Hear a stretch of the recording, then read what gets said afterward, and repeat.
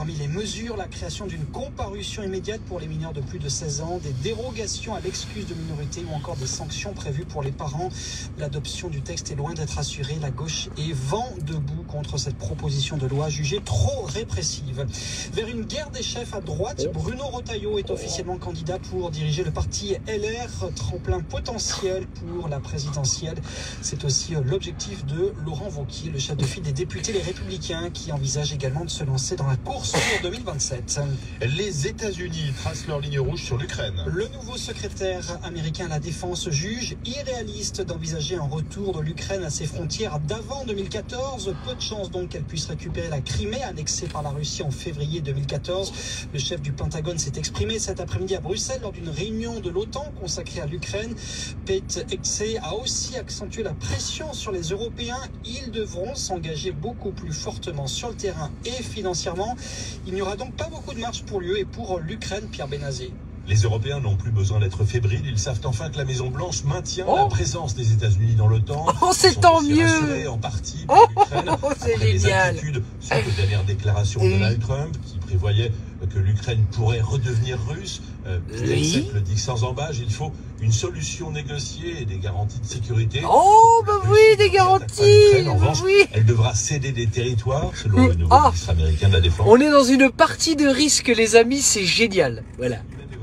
Oui, bonsoir, oui, excusez-moi, oui, je suis de passage, j'avais dit que... Et puis en fait, eh ben voilà, je suis sur Dijon, j'attends, j'ai besoin de décompresser parce que j'ai passé du temps dans les embouteillages, moi j'ai plus l'habitude, j'ai plus l'habitude, du coup, bah c'était pas prévu, j'ai pas le nez rouge, tout ça, oh là là, bah oui, ça va bien, sauf que bon, bah moi quand je passe du temps à Dijon, maintenant je ne peux plus, je ne peux plus, hein, des feux qui durent 3 secondes, je ne peux plus vivre en ville, voilà, je suis devenu... comment on appelle ça? Misanthrope. J'ai du mal, c'est vrai. Ah, j'ai du mal. Alors du coup, je me suis dit, tiens, pourquoi pas faire une petite désintox des infos, hein, sur une thématique quand même au fond. J'aimerais quand même bien dire que réexpliquer un petit peu le contexte avec l'affaire, la fameuse affaire qu'il faut pas citer, tu vois. J'aurais voulu faire un petit point d'étape, voilà. Non, pas un poème, mais un point d'étape. Chut. C'est fou. Les conservateurs blâment, je cite, la soif de pouvoir et l'intransigeance de Herbert Kickl, le chef du parti d'extrême droite, qui remet donc le mandat qui lui a été confié. Herbert Kickl 17h08 sur France Info à Paris. Des dizaines de médecins étrangers ont défilé de Matignon jusqu'au ministère de la Santé. Ils exercent dans des hôpitaux français et dénoncent la précarité de leur statut, mais aussi... Mais ça fait combien d'années qu'on entend ça? Oh là là, tu vois, ça fait longtemps que j'écoutais plus les infos comme ça me fait mal. Oh, ça me fait mal aux oreilles. Oh, je me fais du mal, je suis vilain. Tariq Denden a été recalé du concours cette année pour un demi-point seulement. Ce psychiatre algérien dénonce une notation et une évaluation obscures. On se retrouve confronté à ces examens qui ne sont pas à la hauteur de nos compétences. Bah oui, mais faut bien trier, gros. Il y a trop de gens sur le marché. Attends, ça fait je sais pas combien de temps que je suis pas allé en ville. Il y a un monde, comme disait l'autre, il y a un bordel là-dedans. Il y a un monde. On n'était même pas en heure comment on appelle ça, en heure de pointe. Il était 16h20. Il y avait un monde partout, interminable. Oh, qu'est-ce qu'ils ont fait en plus dans les villes? Oh non, ils rendent les gens fous. Il y a des couloirs de bus des deux côtés, des passages cités en covoiturage. Les vélos arrivent dans l'autre sens. C'est-à-dire que ça, c'était déjà le cas avant, hein, je suis mauvaise langue, mais il y avait déjà des pistes cyclables avec les vélos qui pouvaient circuler en sens inverse. C'est génial. Oh, c'est génial. Oh, c'est génial. Des piétons, bah, c'est normal, ça existe, des piétons. Des trottinettes, partout. Oh, ça y est, j'ai basculé. De toute façon, je conduis une Citroën, je suis un vieux con. Ah, c'est sûr. Même s'ils ont modernisé la gamme, non. Ce soir, suite et oh non, pas le football, non. Finale aller de la Ligue des Champions, on va suivre Monaco qui reçoit le Benfica Lisbonne à 21h. Armand Pérou-Loga. La proposition de loi de Gabriel Attal pour rendre la justice des mineurs plus sévère est mise au vote des députés ce soir. On va en parler dans un instant. Le vote s'annonce serré. Sur quoi ça va se jouer? Que contient le texte? Un petit 49.3, non? Je sais pas, j'ai entendu parler de ça. Ça avance, sinon, ça à propos de, comment il s'appelle, l'autre blaireau, là? Le boulet, là, oh là là, c'est terrible. C'est terrible. L'autre boulet de Bayrou, là, ça avance ou pas? Non, il en est où? Il a fermé les yeux. Oh non, il me saoule. Comme nos 2 donuts cœur et notre... Oh, tais-toi. Oui, je voulais... Alors, petite intro, parce que j'attendais au cas où, mais c'est un ramassis de conneries, bien évidemment. Je ne le fais plus. Hein. Je fais plus de désintox des infos, parce que le problème de la désintox des infos, c'est que tu t'intoxiques en essayant de te désintoxiquer. Bah oui. Ouais. Oh, surtout qu'en plus, c'est le nouveau Bruce, apparemment. Méditation, tout ça. Il y a qu'à me voir le soir quand je fais preuve de méditation avec les enfants. Ah, je suis loin du compte. Hein. Je suis loin, très très loin du compte. Je suis très admiratif des gens qui arrivent à vraiment maîtriser leurs émotions. Hein. Surtout en ce moment, les énergies sont tellement lourdes. Hein. Lourd, très très lourd. Hein. Le ciel est bas, humide, gris. Hein. On a très peu de soleil chez nous. Oui, alors je voulais faire une petite précision sérieuse là. Non, c'est bon. Hein? Non, ça va.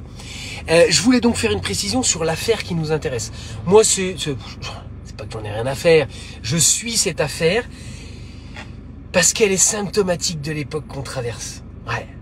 Il y a tellement d'affaires qui sont en train de remonter à la surface. La merde est tellement en train de remonter de la fosse septique qu'on sait plus dans quel sens ou par où faut commencer à nettoyer. Voilà. Il y a même plus d'ailleurs assez de gens pour nettoyer. Ce qu'on est en train de faire, on est en train d'attendre collectivement que toute la merde remonte complètement de la fosse septique pour venir complètement arroser la maison ou l'appartement. Tout est en train de... Voilà. On se dit, on va pas essayer de nettoyer maintenant alors qu'il y a encore toute la merde qui va remonter. Donc nous sommes dans une époque où la merde est en train de remonter. Comme disait Coluche, c'est en train de sentir un peu la daube un peu partout. Donc c'est pour ça qu'en fait, finalement, faut laisser passer cette époque-là. Cette affaire, elle est symptomatique de l'époque qu'on traverse. Pourquoi?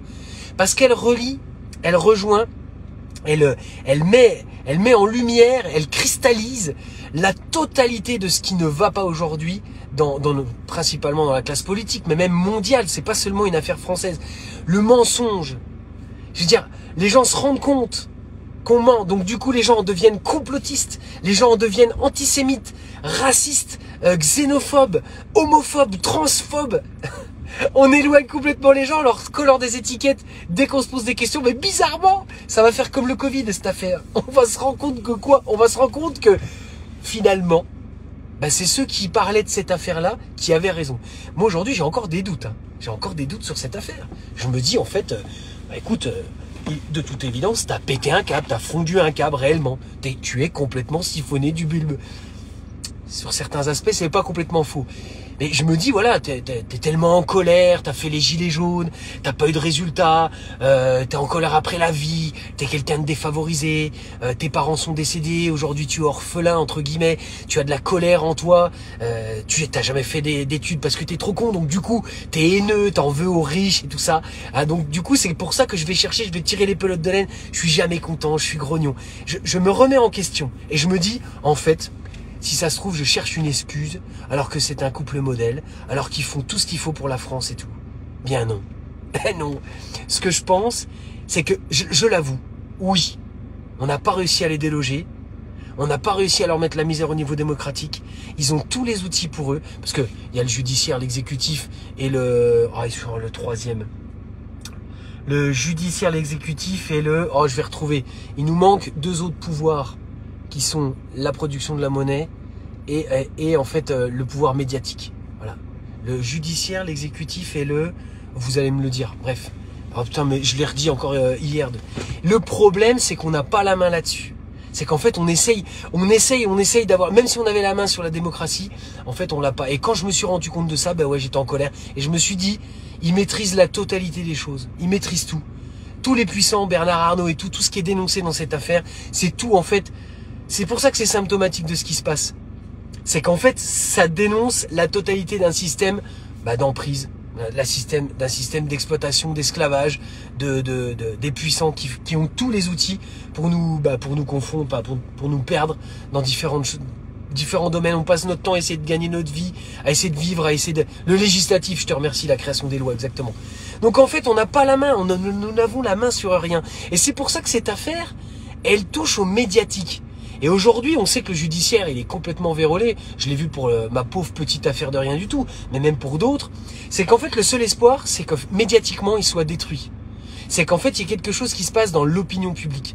Aujourd'hui, ça tient pourquoi? Parce qu'en fait, ceux qui détiennent les médias français, et puis d'autres aussi, mais les médias français, principaux, hein, presse, papier, télé, radio et autres, bah, sont détenus, en fait, par les mainstream sont détenus par les grosses structures, par les oligarques. C'est pour ça que ça tient.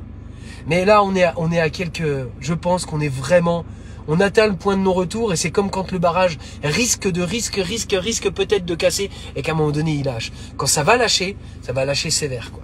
Donc cette affaire, que les choses soient claires, je ne suis ni homophobe, ni transphobe, je ne suis ni xénophobe, pardon, je suis pas contre, non, juste je suis un humain qui considère que ce couple-là cache quelque chose de très important, occupe les plus hautes fonctions de notre État, ont menti, et puis surtout, en fait, même si je ne suis pas un nationaliste, moi je veux dire, tu me parles de Marseillaise, j'aimerais bien qu'on change l'hymne de notre pays, quoi. C'est un hymne guerrier, c'est un hymne, enfin voilà, qu'un sang impur abreuve nos sillons, enfin, je veux dire...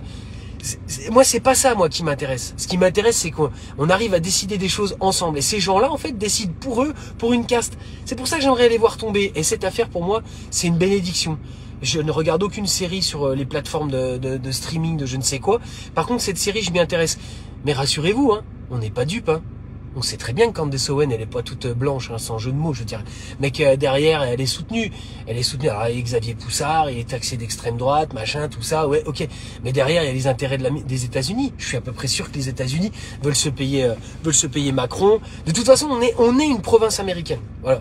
Pour moi, l'Europe, nous sommes une province européenne qui a été créée justement pour soi-disant plus qu'il y ait la suite de la Seconde Guerre mondiale. Mais en fait, les Allemands, ils sont à la botte des Américains.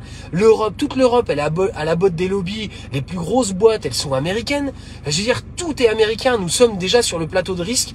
Nous sommes une région de l'Amérique. Voilà. Et Macron, il a été mis là pour saucissonner encore plus les intérêts de la nation. Et c'est en ça que je veux dire, ce qui est grave dans cette affaire-là, c'est pas l'histoire de l'homophobie, de la transphobie ou quoi que ce soit, la transsexualité, rien à voir, mais rien à voir. C'est juste ce point de faiblesse-là qui peut permettre éventuellement, quand je dis point de faiblesse, médiatique, parce qu'ils ont menti dessus. Mais s'ils n'avaient pas menti, ils n'ont pas menti. Est-ce qu'il aurait été élu? C'est ça la question. Il y a eu mensonge en fait, il y a eu tromperie des électeurs. Qui plus est, il y a forcément atteinte aux intérêts de la nation parce qu'en fait, il est en fait, on peut le faire chanter. Voilà, on peut le faire chanter. Et c'est quand même hallucinant que ça ne sorte pas dans... Il est vraiment protégé aujourd'hui, ça c'est sûr et certain, mais normalement ça devrait sortir. C'est quand même hallucinant que médiatiquement parlant et mondialement parlant, tout le monde sait que l'autre avec les cheveux orange, il a conservé un dossier qu'il a dit lui-même être sur la sexualité de l'autre poudré là. C'est quand même hallucinant quoi. C'est que... Non, ça ne joue en rien dans les négociations. Bah tu m'étonnes que non. Tu m'étonnes que ça joue. Non mais attends, alors voilà, je voulais juste faire ce rappel là encore parce que j'ai pas encore eu trop de remarques, faut dire, je vois plus personne parce que bon, de toute façon quand tu commences à parler des sujets qui sont taxés de complotistes, tu fais vite du vide autour de toi. Hein. Ah, tu te retrouves vite dans des cercles fermés de complotistes, hein, de toute façon. Ouais, j'ai pas parlé de platistes encore, hein, attention. Mais tu te retrouves vite dans des groupes où tu tournes en boucle quoi. Enfin, c'est normal. Mais moi j'en parle autour de moi, j'en ai rien à faire. Les gens ne sont pas au courant. Les gens disent, ah bon, qu'est-ce que c'est que cette affaire? Tu sais, le cheminement que tu fais pour aller chercher un sujet où... Moi, j'y suis allé dans cette affaire-là. Moi aussi, j'ai un gros stock de popcorn, Thierry. Ouais, voilà, avec deux de mes potes, là, c'est popcorn. Qu'est-ce que tu veux faire d'autre? On n'a pas la main. Mais moi, j'ai tiré des pelotes de laine. Cette affaire-là, là, de Brigitte et tout ça, là, de Chibrit, j'y suis allé, mais vraiment, en me disant... c'est de la daube. Mais je vais regarder ce qu'ils disent. C'est toujours intéressant de voir les avis et tout. Et puis, je suis tombé sur l'interview de Xavier. Alors, moi, je le porte pas dans mon cœur. J'ai jamais lu la revue Faits et Documents avant. Jamais de ma vie. Non pas parce que c'était taxé d'extrême droite, parce que j'ai jamais su qu'elle existait. Je m'en fous. Je me suis intéressé quand même à son enquête. Et sans déconner, après l'interview de Natacha, quand j'ai vraiment commencé à écouter tout ça et à me dire, c'est vrai quand même qu'il y a quelque chose de bizarre et tout. Parce qu'il y a des zones d'ombre dedans. Et quand il y a des zones d'ombre, tu fais des suppositions. Elles sont certainement fausses pour certaines. Et il y a d'autres trucs qui sont... Et je me suis dit, putain, il y a un loup. Il y a un loup, il y a vraiment un loup. Et mon intuition m'a dit qu'effectivement, il y avait certaines... C'est pas pour pour autant que que tout est complot. Mais cette affaire-là, elle est trop énorme. Elle est trop énorme. Et c'est quand tu fais pas l'effort de tirer les pelotes de laine comme ça, eh ben en fait tu vas pas chercher plus loin et tu t'arrêtes au premier rideau. Alors moi qui parle de ça en ayant vu je ne sais combien de vidéos en podcast là-dessus, aller expliquer à quelqu'un cette affaire-là dans une discussion qui peut durer 3, 4, 5 minutes parce que ça saoule vite les gens. Hein. C'est quand les gens te considèrent comme complètement ouf, ce que je suis hein, de toute façon, ils ont vite fait, le cerveau a vite fait de switcher en se disant non mais de toute façon c'est du n'importe quoi, j'ai autre chose à faire que d'entendre parler. Quelle importance ça a pourquoi tu t'intéresses à ça? Qu'est-ce qu'on en a à faire? C'est leur sexualité. En fait, non mais les gens ne comprennent pas la gravité de ce que ça veut dire derrière. Il y a eu tromperie à l'élection. Il y a eu tromperie à l'élection. Et il y a aussi, en fait, tromperie sur les intérêts de la nation. Il y a atteinte aux intérêts de la nation. Pourquoi on en est à un détricotage? Pourquoi nos entreprises elles sont vendues? Pourquoi Alors moi on m'a sorti un truc. J'ai dit pourquoi Michelin et Continental ferment en France? Enfin pourquoi ils licencient autant alors que on est censé vendre de la bagnole électrique? Et on m'a dit apparemment c'est pas le même type de pneus. Ok, sur la voiture thermique et la voiture c'est peut-être pas le même type de pneus, mais les fabricants quand même. Alors je suis peut-être ignare hein, mais les fabricants Michelin et autres ils se sont pas mis sur ce créneau-là. Ils ont pas fait des pneus pour les bagnoles électriques. Je ne comprends rien. Voilà, donc je suis très suspicieux et je me dis c'est quand même marrant. C'est quand même en Europe où on se fait défoncer quoi. La Chine. Ouais, alors je dis pas qu'écologiquement c'est bien, hein, mais la Chine ils continuent à prospérer. Nous on achète leurs produits en ligne sur des plateformes qui via Amazon et toutes ces saloperies. Et puis les ricains, eux, ils font la guerre à droite à gauche, donc ils récupèrent du pognon. Ils nous prennent du pognon en Europe via la BCE. Je veux dire, mais il va où cet argent-là? On paye toujours autant d'impôts, bordel de merde. Et tout ça, qui prend ces décisions? Qui devrait prendre les décisions? La France devrait décider pour la France. Et on nous cache en fait qu'on est une province américaine. Donc en fait, ils peuvent mettre n'importe quel genre de Trudeau ou Macron au gouvernement, ça sera la même chose. Et là, les gens sont encore en train de se dire, c'est la France qui dirige la France, on va changer de gouvernement, ça va changer quelque chose. Mais ça ne change rien. Rien du tout. Voilà, tic-tac, tic-tac. Combien de temps ça va encore durer? Voilà, c'était juste un petit coup de gueule. Je vais pas en faire plus. Je le fais tous les jours en gueulant tout seul. Là, je me suis dit, tiens, je vais faire un désintox des infos, faire ce qu'il raconte comme c'est conneries. C'est sûr que c'est à voir comme une première étape avant 2027, la présidentielle. Ah oui, parce que tenir le parti, c'est la manière la plus simple de s'imposer comme le candidat naturel. L'ambition présidentielle, Oui. Laurent ne s'en est jamais caché, Bruno n'en a jamais. Laurent Wauquiez Un cadre LR haut placé qui connaît bien les deux. De toute façon, à partir du moment où l'autre blaireau, là, il a remis Bayrou, et puis qu'au gouvernement est revenu Valls, l'autre morte, là, et puis je sais plus qui, tu sais que ça n'a aucun sens. Il chie complètement sur le résultat des votes. Vous pourriez être 15 à voter, et il légitimerait quand même cette 5e République. Donc, de toute façon, je rappelle quand même, je me suis éloigné de ça parce que je ne pouvais pas m'y investir. J'aime bien faire les choses et m'investir à fond. Mais le MCP, le Mouvement Constituant Populaire, avec Étienne Chouard et plein d'autres structures constituantes en France, est toujours active. Je le rappelle, le MCP est une structure toujours active. Le processus constituant populaire permanent doit être un objectif pour nous, si un jour ça bascule. Et c'est pour ça que je disais qu'on n'est pas dupes.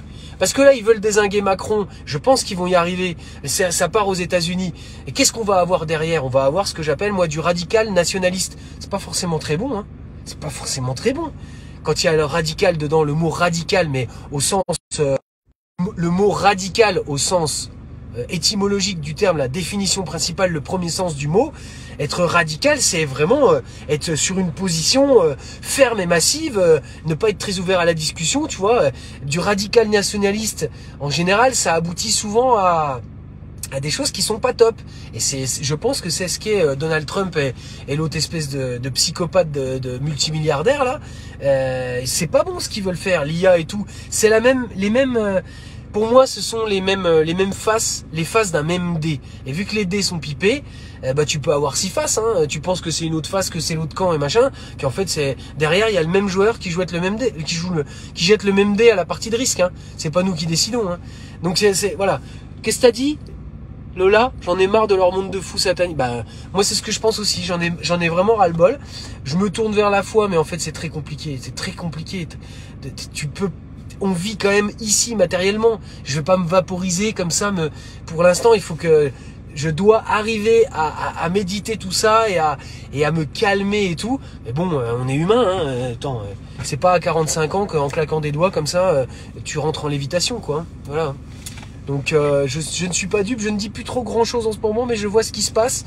Et puis j'ai un boulot aussi qui est passionnant, mais qui me permet plus trop non plus de prendre position comme ça publiquement. Mais voilà, radical, c'est la racine en étymologie. C'est ça. Salut Fabien. Donc voilà, en ce moment c'est une époque riche. Je regarde cette petite série, mais je ne suis pas dupe sur les intérêts de ceux qui sont en train de mettre en avant ce sujet aux États-Unis. Je fais pas partie du Ku Klux Klan, je ne suis pas transphobe.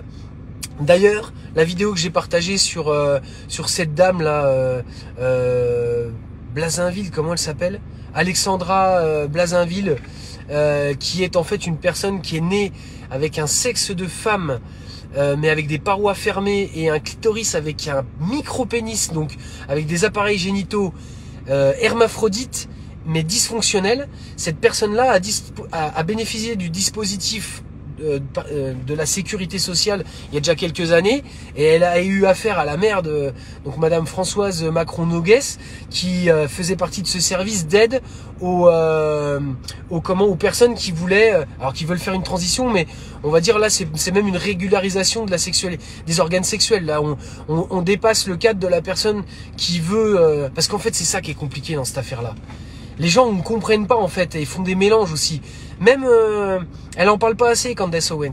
Elle dit à un moment donné, oui, en fait, elle a voulu changer de sexe, on doit avoir la... Elle dit à demi-mot quand même qu'il y a des gens qui naissent avec des organes, mais elle devrait expliquer la variété de personnes qui veulent changer de sexe.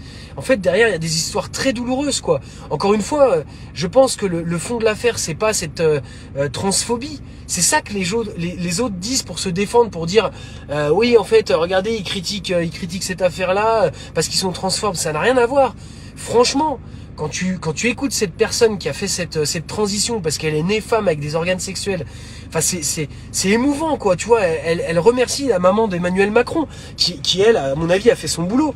Par contre, elle te dit en même temps en même temps macroniste, elle te dit qu'en fait ce gars est fou et que Brigitte, certainement qu'elle a fait une transition aussi.